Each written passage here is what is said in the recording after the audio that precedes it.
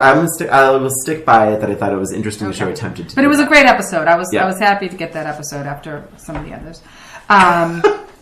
And I also appreciated like episode number 4 with Alex losing his virginity. Oh my God. And I loved how they handled that. It wasn't like this major conversation beforehand. Should I or shouldn't I? Ooh, oh my God, what's going to happen? It was like one conversation on the couch, and the next scene, it's like, oh my God, he had sex. Yeah. It was like it was very interesting. Yeah. The pipe. But it was like really cool. And I liked that. What I really liked about that episode too was when he ended up having the conversation after the fact with his dad. He, what did he say? He said, I felt like it was a real parenting moment, because he was like, oh, well, this wasn't really how I had it planned. I had this conversation. Somehow I pictured it at a ski lodge, like having a conversation with you about this. And that is, I'm a parent, and that is a true to life situation. You sit here and you think about all the things that you need to talk about with your child, regardless, any life changes or whatever, and you have this picture in your head of how that's going to work out, and it doesn't ever work out that way. It always ends up like popping up in the middle of Target or something, like some weird, situation, and all of a sudden you have to kind of think on your toes. And I liked how they addressed that, and that, like, oh, yeah, this was, okay, this is the conversation we're having now, okay. Did you think they were a little slow on the uptake there, too? That's what stuck out to me. It's like he comes down in the robe, and he's making a lot of, like, very mature, like, of, like, being a man or whatever.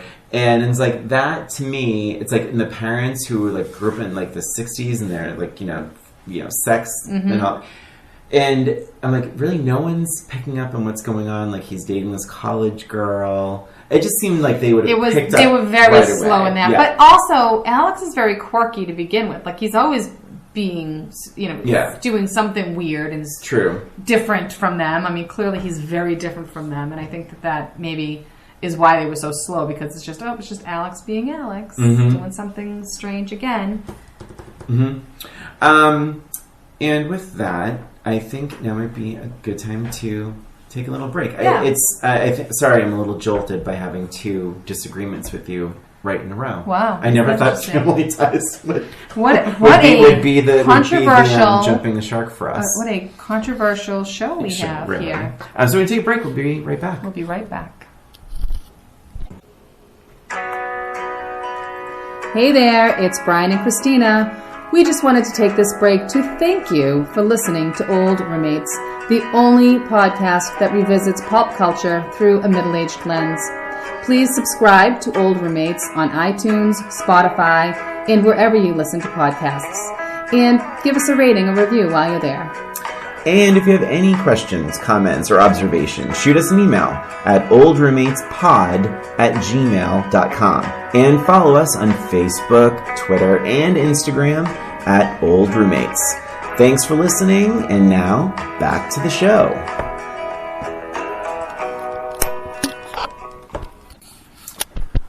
And we're back. We're back, talking about family ties, a big chunk of season 1.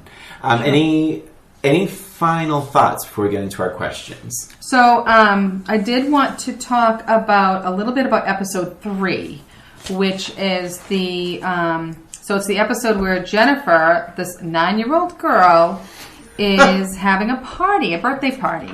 And I just felt like it was a very different... It wasn't... a lot of stuff going on there. A lot of stuff. They'd be arrested. Do you think? Be arrested? The parents would be arrested. For what? Every girl, go pick a boy. Oh, yeah. And the boys, you have to dance with them. You have to dance with the girls. Yeah, so that was like my biggest concern about this. Slow dance song. They are 9 years old. Yeah. They were concerned about the party being a dud. The boys are on one side, the girls are on the other. And then they basically force Jennifer to ask someone to dance so that all the other girls will ask somebody else to dance. Do they not own a game in this house?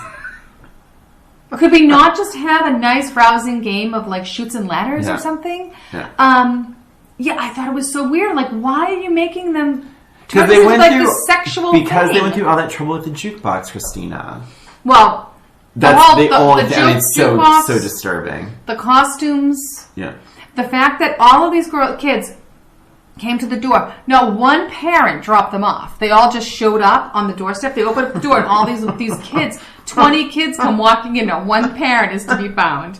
It was so bizarre that they didn't just go with the friendship angle instead of like. To me, it was also weird that the song didn't seem like a 50s song at all. Which song was it? Do you remember? I don't remember the song. But it was like, it didn't sound 50s to me.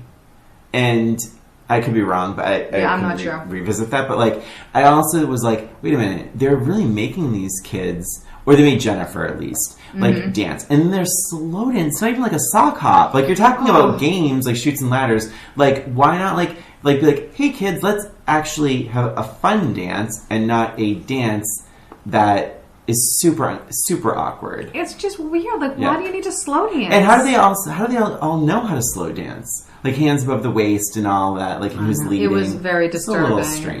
That whole episode was just disturbing for me. I'm like, what? I think sorry, not to make this personal. Imagine if Emily came home, was like, oh, I went to Sarah Sue's, whatever her name is, birthday. First of all, I'm not going to let her have a friend named Sarah Sue.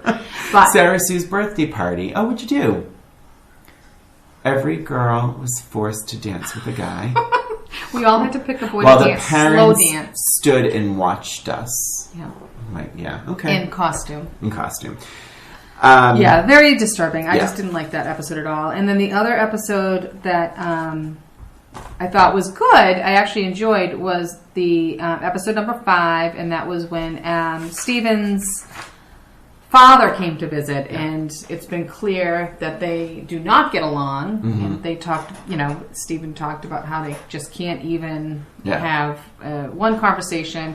I did chuckle when they were saying, remember the less filling tastes great? Tastes great. Yeah. Obviously not relevant anymore, but back then it was, and I thought that was just really funny. I don't know, I chuckled at it. Yeah. I wished they gave Steven's father... I wish Steven had been put through the mill a little bit more by him. Like, it's like, oh, you never said you loved me or whatever. You never hugged me or whatever. But it's like, he mentions, I think, the war, right? And Steven's death. But I feel like it's like that. I felt, and I think the episode is called "I Never Killed for My Father." Is that right? Oh, yes, I think it was. So I really thought, and maybe that's my own mistake, but like I really thought, like, oh, this is going to be about the Vietnam War. This is going to be about war, and Steven is really going to be his feet will be held to the fire because he didn't go. He's a peace, love, and happiness guy. And it was like maybe a sentence or two. It was like, oh, I really feel like the show could have gone somewhere. But I think this is part of the problem, I think, with doing a show like that back then, is that I think that was still a sore spot. I think that's why you had to have these conflicting views, because I think people were still conflicted. Right. And I think if you had the show take a side, you'd probably lose half your audience. Right. So I think it's like... Or sponsors. That's a good point. So I think that's why. But then what happens is you get these kind of flimsy fights. And I think that's what maybe overall why Family Ties is like... listen, I thought it was a super easy watch. I was like, I could... Like, this is fine. I would watch this. I don't know if I don't think I'll keep watching it. No. It lacks sort of like the camaraderie sort of cheers and and... I think, I don't know. But I was a bit bored with it. And to be honest, when you texted me and you're like, I'm on episode 2, and I had finished episode 7, and I'm like, if you want to just do 7, it's fine. And you're like, okay. I'm like, oh, that's good. Like, I was relieved that I didn't have to watch anymore. You didn't share that you were relieved. You were just like, oh, okay. I'm like, I didn't want to influence. No, I know. I appreciate that. Yeah, I didn't want to influence. But, I mean, I have no desire to watch any more of it. I was bored through a lot of it. Interesting. So, I put it on, we put it on, at dinner. And just have it play, or right after dinner, and just as a mellow, and it's a pretty mellow show when Mallory isn't getting attacked, but by a man just because he got divorced. So now it's time for our questions. Do you want me to ask mine first? Sure. Okay. Christina, I have some bad news. Oh, no. Elise and Stephen Keaton have died in a devastating accident that I didn't think through. Poor thing. But it was bad. Okay. Interestingly enough, their will, because they're all like peace, love, and happiness, and they don't push their values on people. They named you actually as someone that will, right? But the will states that you will be a caretaker for one of their children because they're so nice. They're letting you pick the child. Okay. So multiple choice. Do you pick Alex, Mallory, or Jennifer? I'll pick Jennifer. God, no! No! Oh, I'm sorry. What was I supposed to pick? Alex. Alex is already done. I want somebody I can have an influence on. But that's why I thought you would pick Alex, because like he's self-sufficient. He's old enough. He'll be out in a year. Oh my gosh! What a terrible way to think of it. No, I'm thinking of who needs me the most. Oh my God! You already have a child. But Emily could use a sibling. That's cute. I think actually they'd probably get along just fine. They would get along great. Yeah. I kind of want her. I bombed that. That was a big bomb, yeah. So you thought Alex? I want Alex? Well, because he's self-sufficient. Is it because he's so cute, just in case things don't go right? Wow. Yeah. Well, I think he's like self-sufficient, he's intelligent, he has good comedic timing, so I think you'd get a kick out of that. And I think at the end of the day, he is respectful. Oh, sure. And he's teachable. He's a good kid. So. Yeah. But he's long gone. And right at college, I'd have to pay for his college. I didn't think. Well, he hopefully had scholarships. He seems smart. True. I'm ready. All right. So this is another one of our Fuck, Marry, Kills. Yeah. So your choices today. Okay. Stephen. Okay. Stephen's dad. And Uncle Arthur. You knew that was coming. Oh, I didn't really. I really thought you were going to throw Alex in there, and I was like, oh. Oh wait, I forgot to answer what I think. Oh. Well, I think. Oh God. Well, here we go. This is what it is. It's actually quite easy. Okay, I have my guess. Absolutely marrying Stephen. What a nice guy. Yeah, I have that really too. Fine and cute. Absolutely killing the father, Stephen's father. What? Really? Christina. And I would have to fuck Uncle Albert. Wow. Yeah. That's Arthur. Don't pretend you don't know. Don't pretend you don't know now. So I had the marrying correct, but I thought that you would kill Uncle Arthur. But I guess you're kind of on his side. So it makes sense. I'm going to be very clear.